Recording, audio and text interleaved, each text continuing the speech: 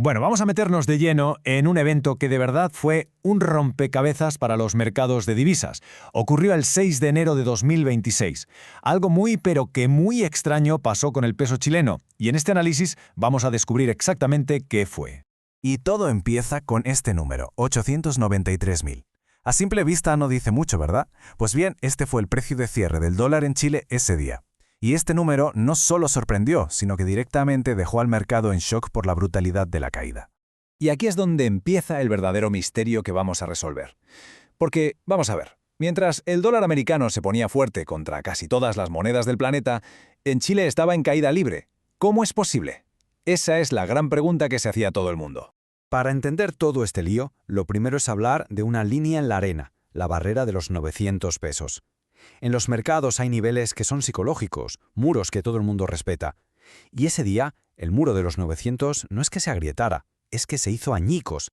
La jornada, de hecho, empezó en un punto clave, en los 904 pesos por dólar. Y ese nivel actuó como un techo de cemento, que se dice en el argot, imposible de superar. Y claro, cuando el precio choca contra una resistencia tan fuerte, solo le queda un camino, para abajo, y se desató una avalancha de ventas. Y esto nos lleva al corazón del asunto, a la gran divergencia. Porque lo que estaba pasando es que el peso chileno iba literalmente por libre, en dirección contraria al resto del mundo. Es un fenómeno que se conoce como desacople, pero rara vez se ve de una forma tan bestia. A ver, para que se entienda la magnitud de esto, una explicación rápida sobre el DXY, el índice dólar. Es muy sencillo. Es el termómetro que mide la fiebre del dólar a nivel mundial. Si el DXY sube, el dólar está fuerte en todas partes. Si baja, está débil. Fin. Pues aquí está la locura. Mientras el termómetro global, el DXY, marcaba que el dólar subía un 0,33%, o sea que se estaba fortaleciendo en todo el mundo, en Chile se hundía, llegando a tocar los 891. O sea, no hablamos de una pequeña diferencia, hablamos de un divorcio en toda regla entre lo que pasaba en Chile y lo que pasaba en el resto del planeta. Entonces la pregunta es obvia. Si la culpa no era del dólar global, ¿qué fuerza tan poderosa estaba moviendo el mercado chileno de esa manera? La respuesta tiene un nombre que allí conocen muy bien: el rey cobre. Vamos a ver cómo el metal rojo se convirtió en el protagonista absoluto de esta historia. Y aquí está el dato clave. 6,05 dólares la libra. Este fue el precio histórico, en términos nominales, que alcanzó el cobre. Para Chile, que es el mayor productor del mundo, esto es una auténtica barbaridad de noticia. Es simple. Si tu principal producto de exportación vale más que nunca, al país entran muchísimos más dólares y por pura ley de oferta y demanda, el peso se fortalece. Y ojo, porque esto llevó a que en el mercado se empezara a oír una frase muy potente. Se valida la tesis del superciclo. ¿Esto qué quiere decir en cristiano? Pues que la idea de que estamos en una época de precios del cobre altísimos y duraderos dejaba de ser una teoría y se convertía en una realidad que todo el mundo aceptaba. Además, es que no era una subida sin más. Había razones de mucho peso detrás. El propio Banco Central de Chile mejoraba sus previsiones. La oferta de cobre en el mundo se estaba quedando corta. Para colmo empieza una huelga importante en la mina Mantoverde.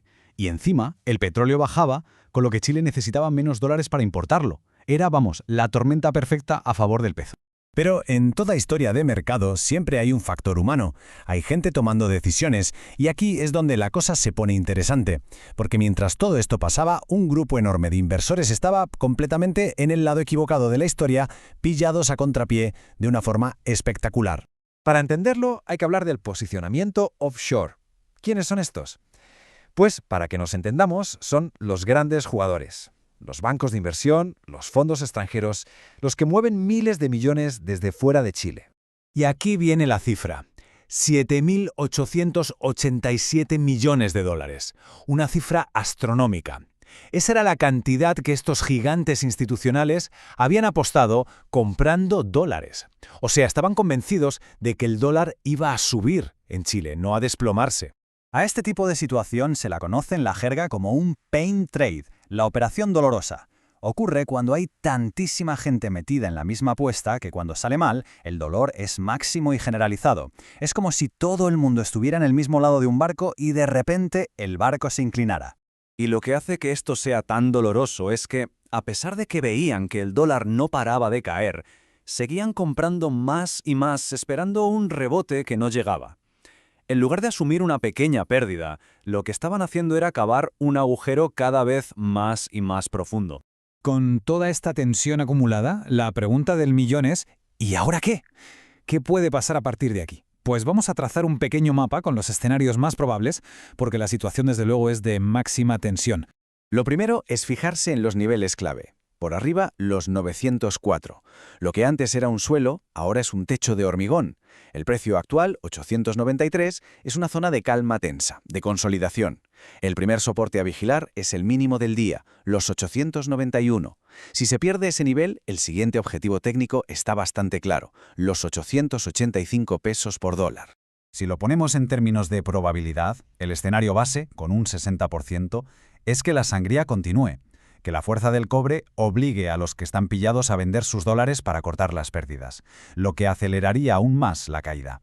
Luego hay un 30% de probabilidad de un rebote técnico y apenas un 10% de que algún evento externo, un shock, le dé la vuelta a la tortilla. Y terminamos con esta imagen. Piensen en un elástico estirado al límite. Por un lado, la fuerza gravitacional del cobre tirando del precio del dólar hacia abajo. Y por el otro, casi 8.000 millones de dólares apostados en la dirección contraria, tirando hacia arriba. La tensión es máxima. La gran pregunta es, ¿se romperá el elástico? ¿Y hacia qué lado? La respuesta, como siempre, la tendrá